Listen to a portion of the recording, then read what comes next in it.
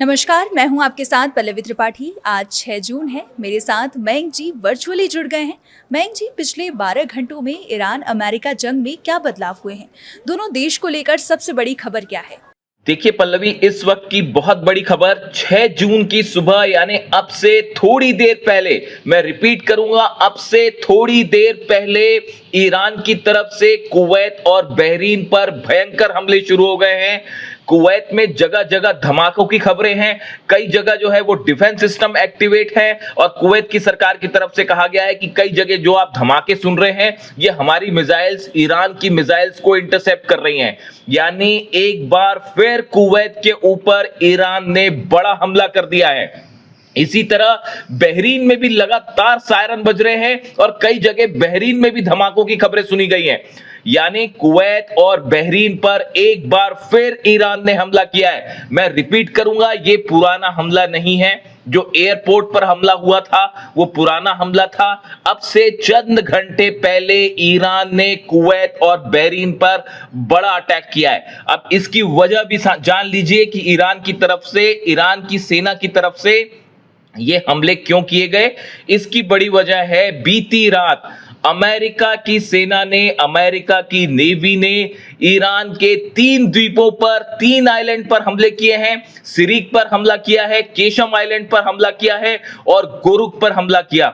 इसके साथ ही खबरें ये भी हैं कि ईरान के 4 शाही ड्रोन्स जो हैं उनको गिराने का दावा किया है अमेरिका के सेंटकॉम ने, अमेरिका की नेवी ने। देखिए, ये हालात ये बता रहे हैं कि हॉर्मुज में इस वक्त भयानक जंग चल रही है। भले सीज फायर हो, तमाम तरह की खबरें आ रही हों, लेकिन हकीकत यह है कि रुक रुक कर पूरे हॉर्मुज में जबरदस्त जंग चल रही है ईरान और अमेरिका के बीच। देखिए, ये पूरा मामला शुरू कैसे हुआ। ये पूरा मामला शुरू होता है बीती शाम को। बीती शाम को अमेरिका के 2 जंगी जहाज, जिनके नाम है यूएसएस DDG 103 और यूएसएस DDG 87, ये 2 जहाज हैं अमेरिका की नेवी के वॉरशिप्स हैं जो कि हॉर्मुज में मौजूद थे। और ये हॉर्मुज से जो जहाज ईरान की परमिशन से निकल रहे थे उनको रोकने की कोशिश कर रहे थे। यानी हॉर्मुज में अमेरिका ने जो ब्लॉकेड कर रखा है उसके तहत ये दोनों जंगी जहाज ईरान की परमिशन से जो जहाज निकल रहे थे उनको रोकने की कोशिश कर रहे थे। नतीजा ये हुआ कि ईरान की तरफ से जबरदस्त मिसाइल्स अटैक किए गए, मिसाइल्स फायर की गई, ड्रोन फायर किए गए, जिसका नतीजा यह हुआ कि अमेरिका की ये जंगी जहाज डर के कारण कहीं हिट ना हो जाए, पीछे की तरफ भागे और हिंद महासागर तक इनको खदेड़ दिया ईरान ने। देखिए, आप सोचिए, कहां हॉर्मुज से लेकर ये पीछे भागना शुरू हुए और इनके ऊपर जबरदस्त मिसाइल्स फायर की गई। जो जानकारी आ रही है उसके मुताबिक शाही ड्रोन्स फायर किए गए और कादर मिसाइल्स फायर की गई, जिसका नतीजा यह हुआ कि ये जहाज पीछे हटने को मजबूर हो गए। यहां तक कि कई जहाज अमेरिकी नौसेना के, उनको हिंद महासागर तक पीछे हटना पड़ा। यानी ईरान ने स्टैंड साफ कर दिया है, हॉर्मुज ईरान का है और किसी को वहां इंटरफेयर करने की इजाजत नहीं दी जाएगी। अगर डोनाल्ड ट्रंप ये समझते हैं, अमेरिका ये समझता है कि अपनी नेवी के दम पर वहां जाके हॉर्मुज खुलवा देंगे ईरान की परमिशन के बिना, वहां पर जहाजों को निकालने को लेकर दादागिरी होगी, तो ईरान की तरफ से यह कह दिया गया है कि यह दादागिरी नहीं चलेगी। हॉर्मुज ईरान का है, ईरान का था, ईरान का है, ईरान का रहेगा। और अगर यहां पर आपने इंटरफेयर किया तो नतीजा होगा मिसाइल्स और ड्रोन जवाब देंगे। हमले किए गए ईरान की तरफ से, नतीजा यह हुआ जहाजों को पीछे भागना पड़ा। इसके बाद देखिए, ये खबरें पूरी दुनिया के मीडिया में फैल गई कि अमेरिकी नौसेना को पीछे हटना पड़ा है और यह बेहद ही शर्मनाक स्थिति थी। जिसके बाद रात के समय बताया जा रहा है टॉम हॉक मिसाइल्स फायर की गई, जो कि केशम आइलैंड को निशाना बनाया गया। अब देखिए, फिर से मैं आपको कह रहा हूं, केशम आइलैंड पे फिर से हमला हुआ है और रडार साइट्स पर हमला हुआ है, कम्युनिकेशन सेंटर्स पर हमला हुआ है। ये हमले इसलिए हो रहे हैं क्योंकि केशम आइलैंड वो जगह है जहां से पूरे हॉर्मुज को कंट्रोल किया जा सकता है।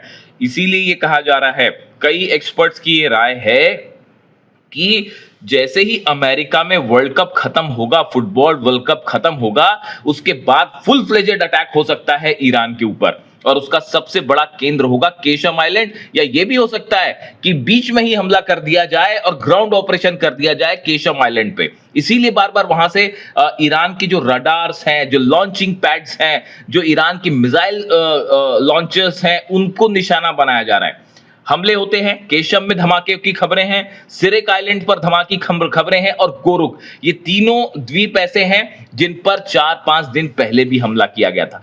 यानी आप माने ये 15 दिन में 5वां हमला है जो अमेरिका की तरफ से किया गया, और उसका करारा पलटवार किया है ईरान की सेना ने। नतीजा यह है कि 2 अरब देशों पर तुरंत ईरान ने मिसाइल्स फायर कर दिए। जो खबरें आ रही हैं जब मैं आपसे इस समय बात कर रहा हूं, तो ये धमाके जारी हैं। कुवैत में कहां कहां धमाके हुए हैं, कितना नुकसान हुआ है, वो अगले वीडियो में मैं आप तक पहुंचाऊंगा। लेकिन फिलहाल खबर ये है, पूरे कुवैत में लगातार सायरन बज रहे हैं, बहरीन में लगातार सायरन बज रहे हैं, और हो सकता है कुछ और अरब देशों पे भी हमले हो जाएं। ईरान की तरफ से बेहद एग्रेसिव पॉलिसी अपना ली गई है कि अगर जरा भी हमला होता है ईरान पर तो उसका करारा जवाब दिया जाएगा। अब देखना यह है कि इन हमलों में कितना नुकसान होता है और कहां तक जो है पलटवार करता है कि अमेरिका की तरफ से कोई एक्शन लिया जाता है, या फिर मामले को जो है शांत करने की कोशिश की जाती है। लेकिन हालात ये हैं, पूरा हॉर्मुज जल रहा है इस समय, और हॉर्मुज में एक कब्जे की लड़ाई चल रही है। अमेरिका और ईरान की नेवी आमने सामने खड़ी है। ऐसा कोई दिन नहीं जा रहा, आप तक खबरें आए चाहे ना आए, लेकिन एक भी दिन ऐसा नहीं जा रहा जिस वक्त दोनों तरफ से मिसाइल्स फायर ना हो रही हो, और लगातार जहाजों पर हमले जारी हैं। ये हॉर्मुज में तनाव लगातार बरकरार है। नतीजा ये है, सैकड़ों जहाज हॉर्मुज में फंसे हुए हैं। अब देखिए, एक इसके अलावा एक अहम खबर, कल आपने देखा होगा, कल ये खबर आई कि ओमान में बड़ा धमाका हुआ। ओमान के मीना अल फलह टर्मिनल जो है, ये मीना अल फलह टर्मिनल पर धमाका हुआ, जहां पे जो है आग लग गई। मीना अल फलह ये वो जगह है, ये वो टर्मिनल है ओमान का जहां से बड़ी मात्रा में ऑयल एक्सपोर्ट करता है ओमान। अब सवाल ये है कि ये धमाके किसने किए। देखिए, जब ये खबरें छपनी शुरू हुई, जब खबरें मीडिया में आई, तो इस तरह की खबरें आई सामने कि ईरान ने ओमान के टर्मिनल पर हमला किया है। लेकिन मैं आपको दावे के साथ ये बात कहता हूं, बिल्कुल दावे के साथ ये बात कहता हूं, ये हमले ईरान ने नहीं किए। ये फॉल्स फ्लैग ऑपरेशन था।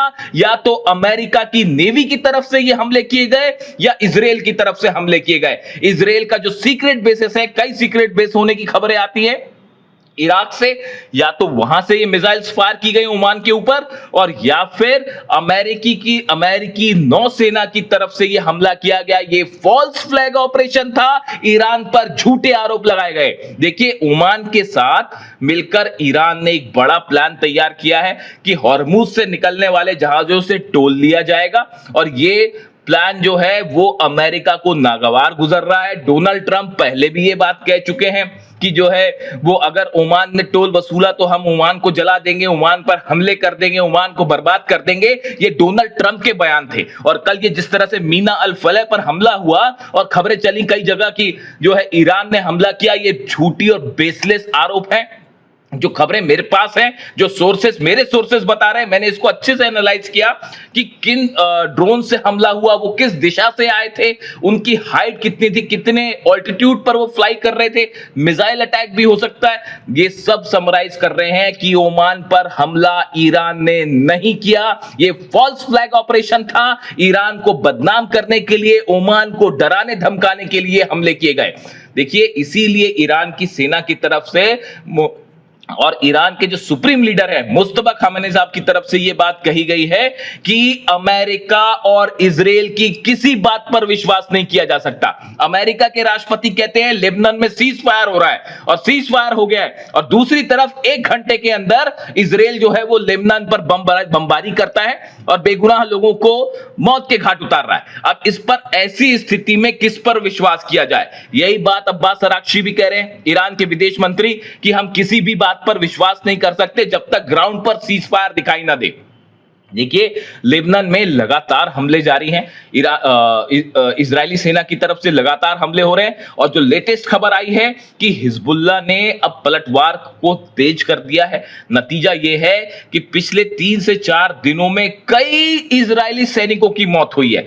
कई जो है मरकावा टैंक्स तबाह होने की खबर आ रही है और ये दक्षिणी लेबनान में हो रहा है, जहां पर इजराइल की सेना एक बड़े इलाके पर कब्जा करके बैठी है। वहां पर इजराइल पर लगातार हमले हो रहे हैं। और कल जिस तरह से नेतन्याहू पर हमला हुआ आपने देखा होगा, वो नेतन्याहू जो है अपनी आर्मी के कैंप में गए थे, आईडीएफ के कैंप में गए थे और उसी दौरान जो है रॉकेट्स फायर कर दिए गए और नतीजा ये है कि नेतन्याहू को भागकर बंकर में छिपना पड़ा। वो चंद मिनटों का फासला था, ऊपर नीचे हो गया, वरना कल बड़ा जो है हमला हो गया होता नेतन्याहू के ऊपर, जिस तरह की खबरें हैं वो। यानी देखिए, हालात बेहद तनावपूर्ण हैं। कुवैत, बहरीन फिर जल रहे हैं और हॉर्मूज में भयंकर जंग छिड़ी हुई है। ये आज की इस वक्त की ताजा हालात है। सबसे पहला जो डिजिटल वीडियो है वो मैं आप तक पहुंचा रहा हूं और देखिए, अगले 24 घंटे में आप देखें बड़ा एस्केलेशन हो सकता है और बड़े हमलों की खबरें सामने आ सकती है, बड़े नुकसान की खबरें सामने आ सकती है। जो भी अपडेट होगा मैं फौरन आप तक पहुंचाऊंगा। Thank you so much.